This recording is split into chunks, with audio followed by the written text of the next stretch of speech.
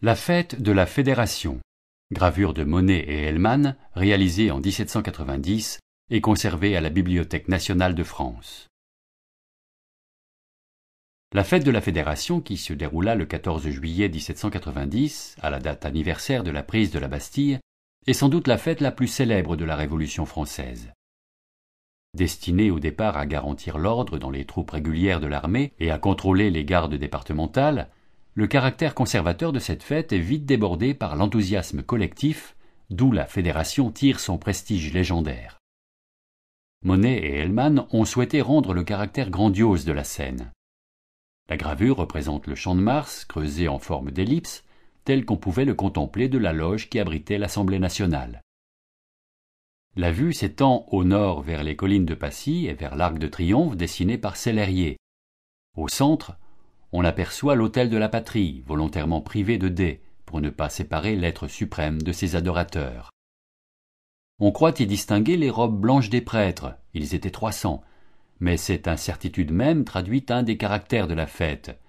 L'immense lieu théâtral du Champ de Mars ne permettait pas aux spectateurs de bien suivre ce qui se passait sur l'autel de la patrie.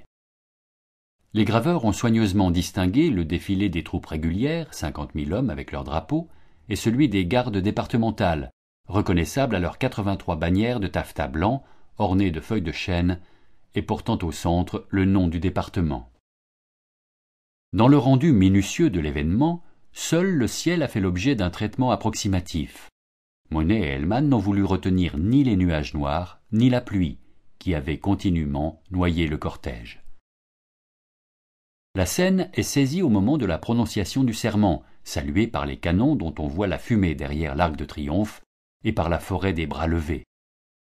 Un premier plan permet aux graveurs de corriger l'aspect officiel, ordonné, militaire et masculin du cortège.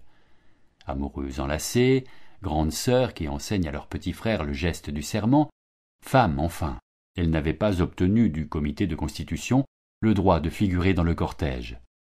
À cette gracieuse guirlande de premier plan est confiée toute la spontanéité de la fête. L'œuvre restitue ce qui a fait la fortune historiographique de la fête de la Fédération. D'abord le spectacle grandiose du cirque, installé dans ce Champ de Mars, où Michelet a vu le vrai legs de la Révolution à l'urbanisme parisien. Puis l'unanimité, au moins rêvée, pas un aristocrate indigné parmi les participants.